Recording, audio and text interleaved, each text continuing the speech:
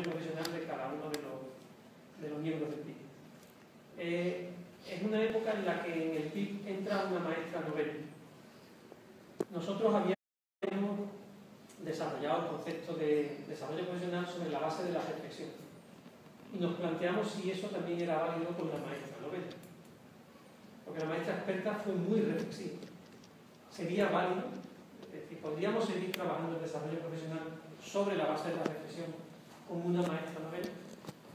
Bueno, la conclusión fue que sí, seguimos pensando que la reflexión, por supuesto, induce el desarrollo profesional. La maestra Nobel dio muestras que pudimos asociar a la reflexión y a su desarrollo profesional, no en el mismo nivel que una maestra experta, pero no todo el mundo se desarrolla de la misma forma. Pero hubo un instrumento de obtención de información que a nosotros nos sorprendió que no funcionara. Porque cuando se lee la literatura sobre metodología de investigación, siempre se le da un papel muy importante a los diarios, el diario del profesor. Los diarios de la maestra experta fueron muy útiles. Nos desvelaron mucho de su reflexión, muchísimo, de sus preocupaciones. Los diarios fueron muy útiles, muy importantes en la investigación, en la tesis doctoral de Nuria Climent, fue la tesis de ella. Sin embargo, la maestra Nobel, cuando le pedimos que hiciera los diarios, en principio nos dijo que haría los diarios, pero veíamos que no nos lo entregaba. Bueno, y los diarios, no he tenido tiempo, bueno, por favor, necesitamos los diarios. Entonces decidió no hacer diarios, sino hacer semanarios. Hacía uno cada semana. Pero no era eso lo peor, sino que es que tomó una plantilla y en la plantilla, en el ordenador, ponía exactamente lo mismo todas las semanas. Entonces, tenemos todos sus diarios de 2 años y todos sus semanarios de 2 años y son todos iguales. Hice esto, no hice lo otro. Ya está, no había información. Entonces, bueno, metodológicamente a nosotros nos llevó a reflexionar sobre los instrumentos en general. No ya solamente sobre el diario, sino en general. Muchas veces pensamos que un instrumento, porque en general es bueno, va a ser bueno para los sujetos de nuestro estudio. Pero los sujetos de nuestro estudio yo creo que tienen que tener unas características para que esos instrumentos funcionen. Y nosotros como investigadores ser lo suficientemente flexibles como para elegir, seleccionar otro instrumento o diseñar otro instrumento. Yo creo que capacidad, implicación y transparencia es lo mínimo que podemos pedirle a un sujeto respecto de un instrumento para que la información no sea útil. Es decir, capacidad para en el caso del diario, poder expresar lo que quiera expresar, capacidad para eso. Implicación, importantísimo. No la tenía esta maestra Nobel, aunque nos dijo que sí, pero no estaba implicada. Si no hay implicación, no tenemos diario. Si no hay implicación, no tenemos colaboración de los sujetos. Y transparencia, porque uno puede ser capaz de escribir en el diario, puede ser capaz de responder a unas preguntas en las entrevistas, puede ser capaz de eso. Pero también hay algunos sujetos cuya expresión no coincide con lo que realmente están pensando o con lo que realmente quieren expresar. Es decir, es también una transparencia de la información. Yo creo que capacidad, transparencia e implicación nos hacen falta para poder asignar un instrumento de obtención de información a un sujeto. Bueno, en esa época, resultados, la conceptualización que os he dicho, instrumentos de observación del profesor, una ficha para analizar el profesor. No os he comentado que también estuvimos investigando la gestión del profesor. Nos interesó durante una época, bueno, nos sigue interesando la gestión. ¿Cómo analizamos la gestión que hace el profesor de matemáticas de las tareas matemáticas del aula? Es decir, estamos hablando de ese tipo de gestión. No estamos hablando de cuando el profesor le dice a un alumno cierra la puerta, por favor. No es eso. No, pero lo he puesto como ejemplo porque A veces, el decirle a un alumno, cierra la puerta, por favor, es ¿cómo decirlo? Es un paso previo para que el alumno participe. Hay alumnos que son muy tímidos, no van a participar por sí mismos a lo mejor en explicar cómo han hecho un problema. Puede que no, pero si le damos alguna tarea de ese tipo, a lo mejor se encuentran un poquito más protagonistas y puede que participen más matemáticamente. Entonces, aunque no nos referimos a ese tipo de gestión, pero esa gestión puede ser precursora de la gestión que a nosotros nos interesa. Bueno, caracterización de buena práctica, ya lo he comentado, los indicadores de la pericia, instrumento de análisis de interacciones, modelo cognitivo, no me voy a detener de momento en ese, instrumento de modelización de la enseñanza, teorizaciones emergentes, pero eso puede hablar aquí. Sí, porque en esa época era la época en que también estaba Miguel, primero Ruth Monteiro y después Miguel haciendo su tesis doctoral, donde se hizo una adaptación de un modelo de análisis de enseñanza, podemos decir, modelo de análisis de enseñanza del grupo de Sheffield. Se hizo una adaptación a tesis, tanto de Ruth Monteiro como de Miguel. Y uno de los resultados a los que se llegó no fue a relacionar tipo causa-efecto, objetivos con creencias, con conocimiento, pero sí a teorizar posibles relaciones que podían tener. De hecho, le llamábamos internamente los tenedores, ¿no? Los tenedores, en portugués, gafos, ¿no? Porque, bueno, a lo mejor teníamos aquí una creencia que parecía que se relacionaba con este conocimiento, entonces, bueno, le llamábamos los tenedores, ¿no?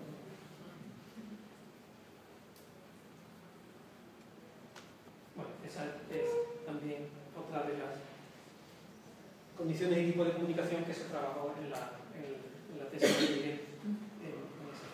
Tipo de comunicación que promueve el profesor en el aula. Bueno, os comentaba antes que os hablaría algo de la relación entre los productos de la investigación y la formación inicial, la formación continua. Y en especial el papel del vídeo. En el PIC, el grupo de los maestros, nosotros grabamos muchas situaciones. Esas situaciones nos han permitido también trabajarlas en la formación inicial por los maestros. Yo antes comentaba, esta mañana, que es fácil, o al menos no es demasiado complicado, llevar el aula de infantil, de primaria, de ensino medio, llevar el aula al aula de formación inicial. No es complicado partiendo de vídeos, ¿no? De grabaciones. Y situamos así a los futuros profesores, los situamos, creo que de una manera más fácil en el aula, ¿no? Imaginarse cómo puede ocurrir, imaginarse que ya ha ocurrido, es decir, lo que le estamos planteando es algo que hemos grabado de una clase real, ¿no? Bueno, el uso del vídeo, eso ya.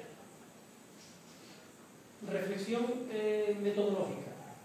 Reflexión metodológica sobre todos esos años, ¿no? Hasta esa época.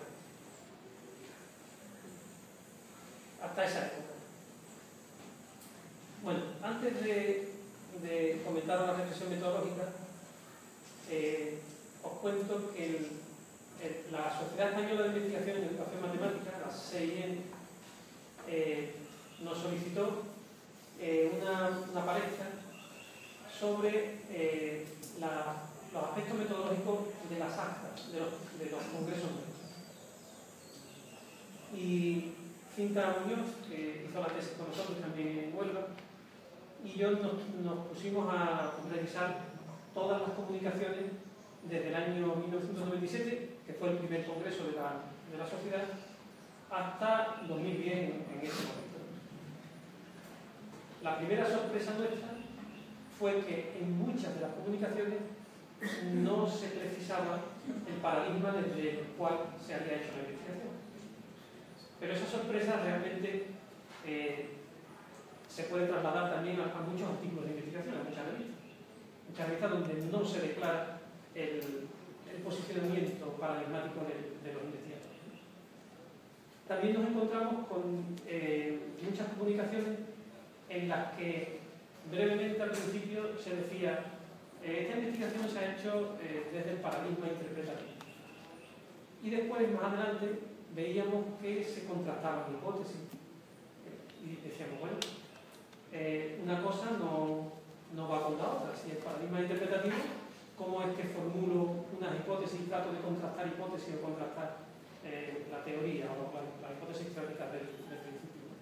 Es decir, que había, por una parte, el deseo de decir que uno es interpretativo, porque no está de moda ser positivista. Entonces hay que decir que uno es interpretativo, pero después la investigación resulta que no es. Eso yo creo que es casi de lo más destacable de las actas. Aparte de que la mayoría usaban métodos cualitativos. La mayoría de las comunicaciones usando métodos cualitativos. Bueno, todos esos años, desde que yo le empecé hasta esa época, hasta 2011, y yo diría que hasta ahora también, porque comparto lo que os voy a comentar, nos llevaron a algunas conclusiones metodológicas. Al principio, lo más importante en los artículos y en las investigaciones era definir muy bien los instrumentos, por las categorías, y que la investigación se adhiriera, ¿no? Se asociara a esos instrumentos que estaban definidos desde el principio. Eso yo creo que ha evolucionado. Y nosotros pensamos además que es una buena evolución. Y lo más importante creo que no son los instrumentos. Lo más importante son la pregunta de investigación, los objetivos y, sobre todo, responder a esa pregunta. Si para responder a esa pregunta solamente necesitamos hacer una entrevista, bueno, hemos terminado. Pero si además tenemos que observar el aula, si todavía no tenemos información suficiente, es decir, no hemos saturado la información, pues más y otro. Y tendremos que cambiar probablemente algunos instrumentos. Y tendremos que cambiar la pregunta de investigación muchas veces. Muchas veces tenemos que cambiar la pregunta de investigación porque lo que nos dicen los datos no es lo que nosotros esperábamos. O sea, nos hay que preguntar otra cosa. O bien empezar de nuevo. La mayoría de las investigaciones que yo conozco, por lo menos, han cambiado la pregunta de investigación, han cambiado los objetivos que inicialmente se formularon. Aunque a la hora de defender la tesis doctoral, todo parece que fue muy lineal. Parece que uno pensó en esa pregunta al principio, después los objetivos, pero eso yo no conozco todavía ninguno que realmente fuera así, ¿no? Otra reflexión metodológica, el papel de los cuestionarios. Los cuestionarios son muy denigrados en general. Cuestionarios, digo en investigaciones cualitativas. Cuestionarios, si los profesores mienten, si te van a mentir, van a decir lo que tú esperas. Ellos, o lo que ellos piensan que tú esperas. Es lo que te van a decir. Y puede que sí. Lo que pasa es que son un buen detonante para después aplicar otros instrumentos. Porque a veces los profesores, hay algunas cuestiones que no se las han planteado. Entonces, no está mal el que la primera vez no sea la vez que a nosotros más nos interesa, que es la entrevista, por ejemplo. Entonces, si antes ya han pensado en el cuestionario, pues eso puede ser útil. Yo eso lo viví en mi tesis. Yo primero les pasé un cuestionario y ellos me dijeron, estas preguntas no las hemos hecho en nuestra vida. Entonces, empezaron a responder en los cuestionarios que yo después prácticamente ni lo usé. Prácticamente. Sí lo usé, pero muy poquito, ¿no? Pero después vino la entrevista. Ya por lo menos ya habían pensado que era eso de la matemática. Yo le preguntaba sobre las cosas. ¿Cuál es la finalidad de la matemática? La finalidad de la matemática. Entonces, claro, como antes les había puesto el cuestionario, ya por lo menos había podido pensar. Bueno, la necesidad de la triangulación de instrumentos, ¿no? Para minimizar un poco para minimizar la subjetividad que tenemos todos los investigadores. Todos. Y mucho más cuando, como en el caso del PIC, nosotros no solamente, como he dicho antes, no solamente analizamos el desarrollo, sino que es que nos interesa que se desarrolle. Entonces, tenemos que triangular, instrumentos triangular, investigadores, porque es que puede que nosotros veamos un desarrollo donde no lo hay, porque nosotros queremos ese desarrollo. El PIC no es lo único, el PIC es un contexto donde desarrollamos investigaciones, pero tenemos otras investigaciones. No todas se desarrollan dentro del PIC. Bueno, la conveniencia de que haya más investigadores, lo que os he comentado también antes, ¿no? Triangulación de investigadores. La importancia del paradigma de los objetivos, lo he comentado, por delante de la ortodoxia de la perfección. Lo más importante es responder a las preguntas, no ser ortodoxo. Bueno, otra de las cuestiones que además ha sido una de las subtemáticas del libro que ahora que está, creo, a punto de salir, de la Sociedad Europea de Investigación en Educación Matemática, una de las subtemáticas era la relación entre teoría y práctica. Dentro de la temática del desarrollo profesional había una subtemática, un apartado sobre vinculación entre teoría y práctica. Nosotros pensamos que grupos como el PIC, que hay muchos grupos de ese tipo, grupos colaborativos, pues son un buen vehículo para promover, pero al mismo tiempo para hacer palpable dentro de la investigación la relación entre teoría y práctica, entre investigadores y profesores, aunque no hay que identificar teoría con investigadores y práctica con profesores, ¿no? Cada uno tiene su teoría y su práctica, ¿no?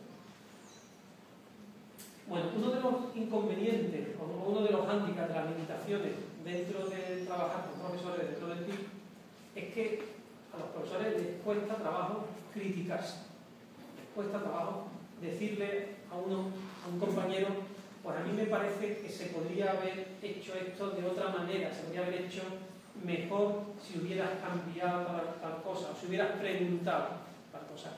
Eso metodológicamente, de cara a la formación, pero sobre todo ahora mismo hablando de cara a la investigación, supone a los investigadores el diseño de preguntas al profesorado para que puedan hacer esos comentarios de una manera más libre.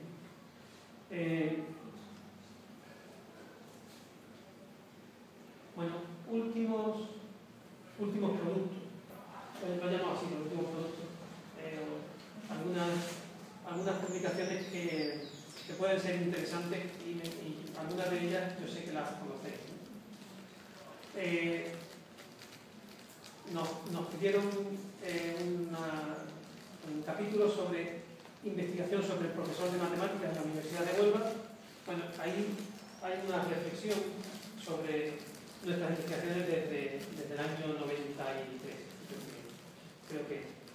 Y después, fundamentalmente, aunque no todo, pero fundamentalmente, últimamente, nuestro foco es el conocimiento, el MTSK, el conocimiento especializado del profesor de matemáticas. La primera vez, la conocéis vosotros, la primera vez que lo presentamos internacionalmente. Nacionalmente sí lo habíamos presentado, pero internacionalmente fue en el CERN de Turquía, que eso lo conocéis. Y creo que también conocéis, muchos de vosotros por lo menos, el año pasado yo creo que traje el libro ese de un marco teórico para el conocimiento especializado. Pero me gusta resaltarlo porque muchas veces cuando leemos un artículo no podemos interpretar los resultados o el enfoque del artículo porque no conocemos qué hay detrás. Es decir, ¿por qué ese grupo ha diseñado ese modelo? ¿Por qué ese grupo tiene esa perspectiva? Normalmente los artículos son cortos como para poder explicar cuáles son las concepciones del investigador sobre la enseñanza y aprendizaje de la matemática o sobre las matemáticas. Schoenfield dice en un libro sobre pericia del profesor, ese libro está compuesto por muchos capítulos. En cada capítulo los autores dan una propuesta de profesor experto. ¿Qué es un profesor experto? Un profesor experiente. ¿Qué es un profesor experiente? Entonces, cada autor da una propuesta. Y entonces Shenfield en su capítulo no da ninguna propuesta. Lo que dice es cómo hay que partir de la base, ¿no?, de la asunción de que en la definición de profesor experto influyen las concepciones sobre la enseñanza y aprendizaje de la matemática del investigador. Sugiero, dice Shenfield, sugiero que hablemos siempre, cuando hablemos de profesor experto, hablemos de sus recursos, es decir, conocimiento, habilidades, competencias, sus orientaciones, más o menos sus creencias, y sus metas y sus objetivos. Eso es lo que propone. Nosotros en este libro, el marco teórico para el conocimiento especializado, lo que hacemos es que manifestamos cuáles son nuestras creencias, qué entendemos por creencia y concepción, qué entendemos por conocimiento y cuáles son nuestras concepciones para facilitar la comprensión del modelo MDS. Bueno, parte de lo que yo acabo de contar aquí está en el capítulo ese de estudio personal compartido. Ese es un libro del que varios investigadores iberoamericanos exponemos nuestra trayectoria. Bueno, y otra de las líneas a las que aquí no le he dado mucho peso, pero realmente fue por donde yo entré en la didáctica de la matemática, fue la resolución de problemas. Entonces, una de las líneas nuestras de investigación en Huelva es la resolución y formulación de problemas. De hecho, esa es la razón por la que estoy en Brasil ahora, por el Congreso de Resolución de Problemas en Río Claro. Entonces, bueno, ese fue un encuentro en Chile en 2013 sobre resolución de problemas, formulación de problemas. Esa otra publicación de la segunda jornada, tuvimos una jornada hace 2 años y medio, 3 años, 3 años, sí, 2015, no fue 2015, hace 2 años, sí. Una jornada sobre MTSK, reflexionando sobre el conocimiento del profesor. Bueno, yo creo que ahí son comunicaciones breves y creo que hay un buen panorama de lo que nos preocupa sobre todo. A mí me parece que es más interesante que lo que hemos hecho, que ahí hay reflejo. Más interesante que eso es lo que nos preocupa, cuáles son nuestras dudas, cuáles son nuestras preguntas, que a dónde queremos ir. Ahora mismo también estamos editando las jornadas de este año, pero eso todavía no ha salido. Bueno, y de MTSK ya vosotros también tenéis mucha idea de lo que se ha publicado sobre números racionales, sobre futuro conocimiento de aritmética de futuros maestros, de álgebra, el papel del análisis de vídeo para construir conocimiento especializado en la formación inicial. Bueno, creo que hay el caso del infinito. Yo antes comentaba con Vía el caso del infinito, ¿no? El infinito como gran idea, como idea estructurante, no es un tema, porque no es un tema escolar. No hay ningún tema que se llame aprendizaje del infinito. No lo vemos en los libros de texto, no lo vemos en el currículum, pero el infinito está en muchos momentos, en muchos contenidos de la educación matemática, desde infantil hasta la universidad. Bueno, creo que esta mañana yo comentaba también esta mañana no, ya no sé cuántos días llevo. Ayer por la tarde lo de ANAS, ¿no? Porque ahí, lo digo para los que no estuvisteis ayer, en este artículo, que lo tengo en castellano, en español lo tengo también, en ese artículo se expone un ejemplo muy detallado, Entonces creo que puede ser interesante para ver, bueno, pues, y cómo se analizan conexiones, o cómo vemos que es la conexión de complejización transversal. Bueno, por ejemplo, digo, el tema de las conexiones, que es siempre más complicado, o el conocimiento de la práctica matemática, ¿no? Entonces, el artículo está muy detallado. Bueno, otro artículo que yo también comenté ayer y que me parece interesante para profundizar, para discutir qué entendemos por especialización, o qué entendemos por conocimiento especializado, es uno que está, bueno, ya está online, ya sabrán, que hemos hecho desde 3 perspectivas diferentes de especializado, de conocimiento del profesor especializado. Bueno, pero realmente si yo me pongo a pensar en cuáles son los mejores productos, yo no me iría a los artículos, sino me iría a los grupos. Yo creo que eso para mí son los mejores resultados. Los mejores resultados de estos años son pues el grupo con los maestros. Nosotros decimos grupo de las maestras, porque al principio nada más que eran maestras, ahora son maestras y maestros. A mí me está costando trabajo cada vez que digo maestros y profesores, porque en la cabeza yo lo que tengo es el grupo de las maestras. Entonces, eso, el PIB.